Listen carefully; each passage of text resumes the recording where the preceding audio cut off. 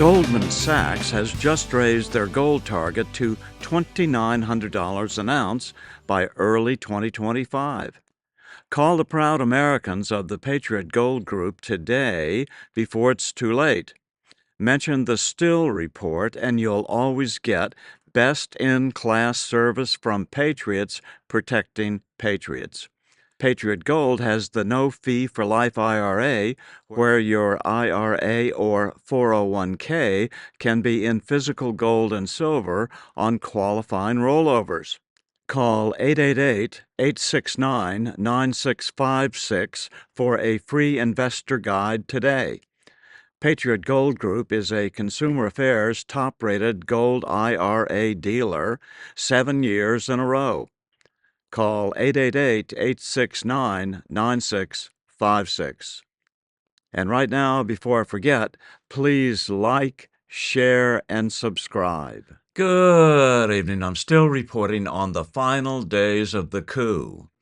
Wow, Sky News Australia really bashed Kamala today for her bait-and-switch deal with Beyoncé. The Harris campaign apparently told their Houston, Texas audience, or at least implied, that Beyoncé would be doing some sort of a show. But here's what really happened. There was no show. According to Newsmax, Beyoncé charged Harris $1 million a minute to appear. That's $3 million for her 3-minute appearance. The Harris campaign denies that. They say that they never even implied that Beyoncé would be doing a show. But as soon as Beyoncé started walking off the stage, the disappointed crowd started booing and started immediately leaving. The Harris campaign is going through mountains of money and not very effectively. The Harris Walls campaign launch, which was huge. It wasn't a launch, sorry. It was a rally in Houston. The numbers there were enormous. I heard 30,000 people showed up. But were they there to see Kamala? Were they there to see Beyonce? You posted this video. The Kamala Harris rally in Houston, Texas was absolutely insane. You saw Beyonce and Kelly Rowland walked out.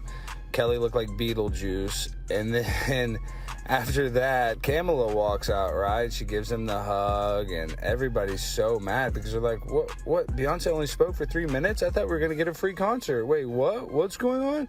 Wait, why is she hugging Kamala? I thought this was a concert. Oh, and then Kelly and Beyonce have a nice little moment, reminiscing. And then everybody realizes it was a bait and switch, and they walked their butts out. As soon as Kamala got on that dang stage, everybody was off, rightfully so. They duped us. They duped the entire city of Houston, Texas. 30,000 off people right before an election less than 2 weeks away. What is Kamala Harris thinking? It was a night to forget, I'll tell you that much. These are desperate tactics, Alex. Tell me about the mood at the rally. Some people had lined up for hours to get into the venue. But again, was that to see Harris, or were they expecting a free Beyonce concert?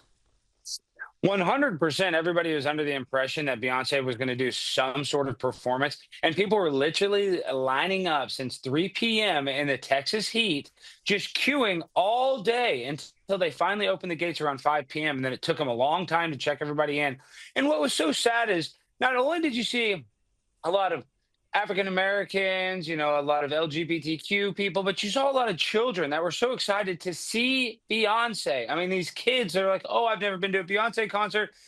People with their daughters, their cousins, and these kids, when they realized that Beyonce was not performing, you could just see the devastation on their face. The Kamala Harris campaign should be absolutely embarrassed that they would even do this sort of bait and switch operation and just ruin all of the good vibrational energy that they created when the event started, for it to just be a massive letdown. The energy was absolute, like I've never seen anything. Like your team lost the Super Bowl is how I would describe it, Rita. Everybody was very sad.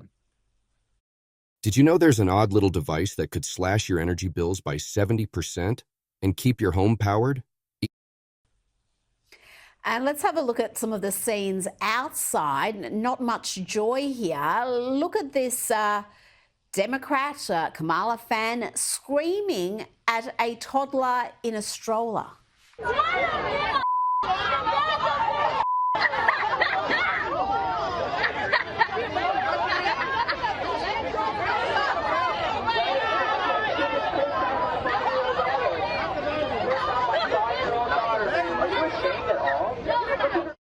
is going on there? People seem to be completely losing their minds.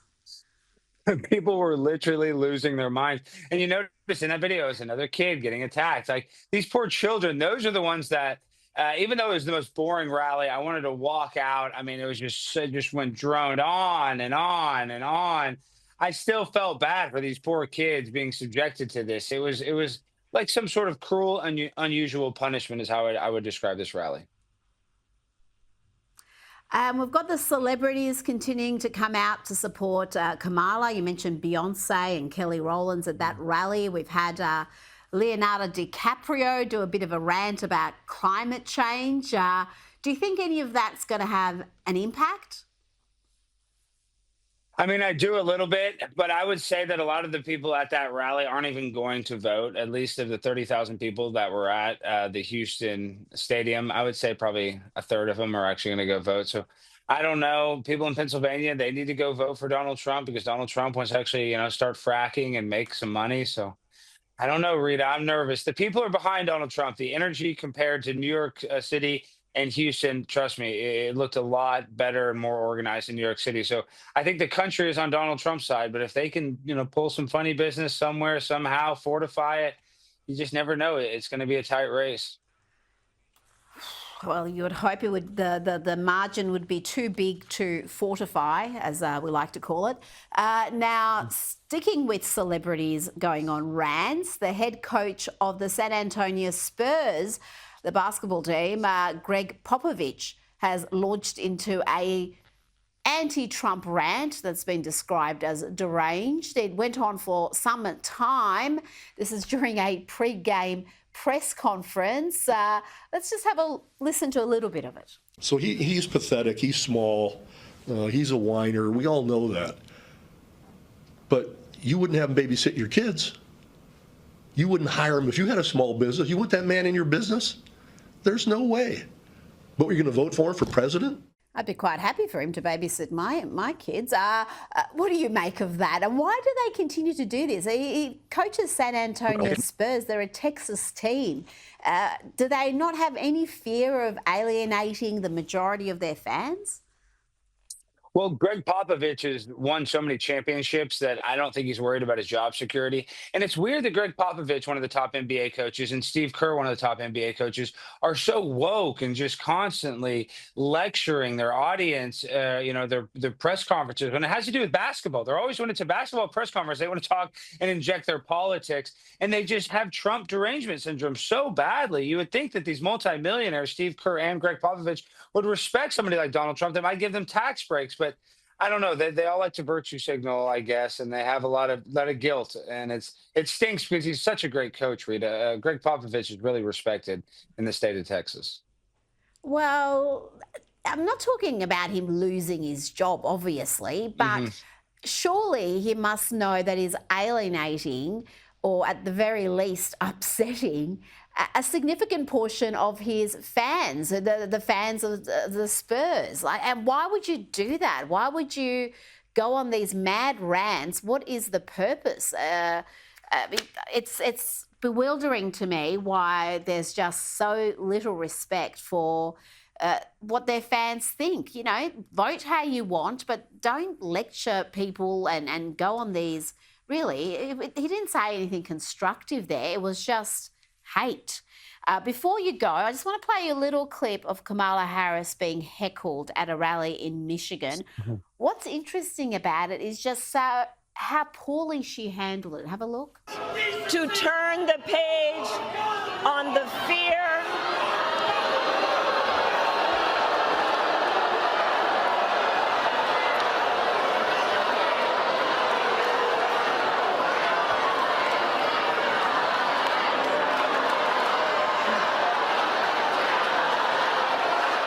She looked frightened there. She was looking off stage, I don't know, looking for advice. I'm just shocked that she handled something so routine so poorly.